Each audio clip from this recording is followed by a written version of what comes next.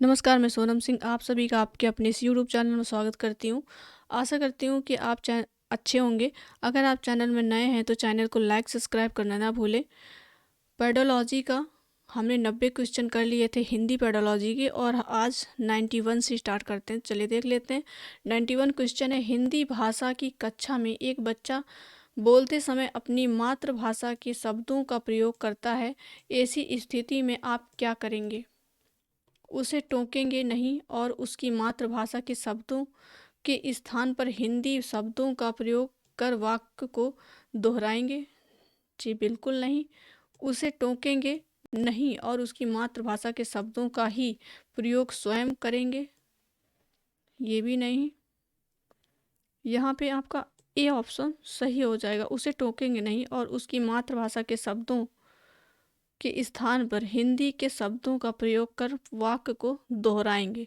यहाँ पे प्रश्न कह रहा है, हिंदी भाषा की कक्षा में एक बच्चा बोलते समय अपनी मातृभाषा के शब्दों का प्रयोग करता है। ऐसी स्थिति में आप क्या करेंगे? तो आप उसको टोकेंगे नहीं, आप हिंदी भाषा के जो शब्द हैं उनका प्रयोग करके उनको दोहराएंगे। क्वेश्चन नंबर 92 है, भाषा अर्जन और भाषा अधिगम में अंतर का आधार नहीं है। स्वाभाविकता, सांस्कृतिकता या सहजता या कुशलता? तो यहाँ पे कुशलता नहीं है।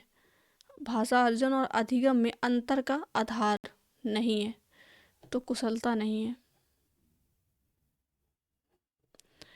क्वेश्चन नंबर 93, उच्च प्राथमिक स्तर पर हिंदी भाषा शिक्षण का एक सर्वाधिक महत्वपूर्ण उद्देश्य है बच्चों को पाठों के अंत में दिए गए उदाहरणों का अभ्यास करवाना, बच्चों के समझ के साथ पढ़ने और सीखने की क्षमता का विकास करना, बच्चों में कहानियों को शब्दशः दोहराने की क्षमता का विकास करना, या फिर बच्चों के व्याकरण के नियमों को कंठस्थ करवाना।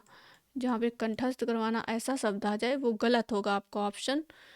तो यहाँ पे आपका ऑप्शन बी सही हो जाएगा, बच्चों में समझ के साथ पढ़ने और लिखने की क्षमता का विकास करना।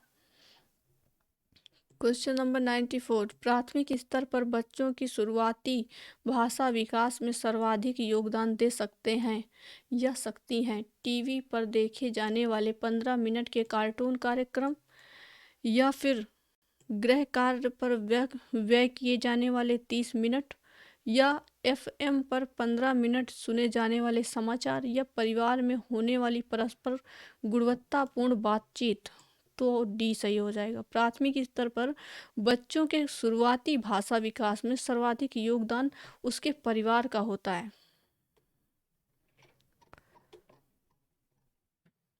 क्वेश्चन नंबर 95, उच्च प्राथमिक स्तर पर अपनाई जाने वाली भाषा शिक्षण युक्तियों में से आप किसे सबसे कम महत्व देंगे?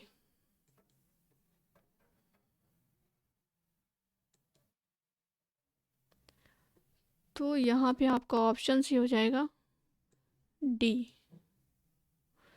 चित्र दिखाकर उस पर आधारित कविता कहानी लिखना। क्वेश्चन नंबर 96, भाषा अर्जन के संबंध में कौन सा कथन उचित नहीं है? सभी बच्चों में भाषा अर्जन की स्वाभाविक क्षमता होती है, भाषा अर्जन के लिए नियम सिखाए जाते हैं, भाषा अर्जन को सहज बनाने के लिए समृद्ध भाषी परिवेश होना आवश्यक है, या फिर बिना विद्यालय गए भाषा अर्जन संभव है। तो बी सही है, भाषा अर्जन के लिए नियम सिखाए जाते हैं। वैसे इसमें ये ऑप्शन जो है ना, तो यहाँ पे बी दिए हुए हैं, वैसे ये गलत है क्योंकि अर्जन के लिए कोई नियम नहीं होता। फिर भी देख लेते हैं, भाषा अर्जन के लिए नियम सिखाए जाते हैं, कथन भाषा अर्जन के लिए उचित नहीं है। अच्छा यहाँ पे सॉरी, यहाँ पे नहीं है पूछा है कि भाषा अर्जन के लिए कौन सा उचित नहीं है। तो भाषा अर्जन के लिए नियम सिखाए जाते हैं, यही उचित नहीं है, क्योंकि नियम तो अधिगम में सिखाए जाते हैं। ये तो स्वाभाविक होती है, अर्जन करना स्वाभाविक होता है, बच्चा स्वाभाविक ही सीख जाता है अपने पास पड़ोस में रह करके, अपने परिवार में रह करके, अपने मित्रों के साथ रह करके। तो ये अर्जन करना तो भाषा को सीख जाता है। क्वेश्चन नंबर 97, पूरी पाठचर्या में भाषा की भूमिका अनदेखा नहीं किया जा सकता। भाषा की भूमिका को अनदेखा नहीं किया जा सकता। ज्ञान निर्माण के द्वारा, व्याकरण निर्माण के द्वारा, या मूल्य निर्माण के द्वारा, या फिर आकलन निर्माण के द्वारा। तो आपका ए सही हो जाएगा, ज्ञान निर्माण के द्वारा नहीं किया जा। पूरी पाठचर्या में ज्ञान निर्माण में भाषा की भूमिका को अनदेखा नहीं किया जा सकता। Question number 98। नीना की कक्षा में बच्चे अक्सर एक संकल्पना वस्तु प्राणी के लिए अलग अलग भाषाओं के शब्द खोजती है। नीना ऐसा क्यों करती है?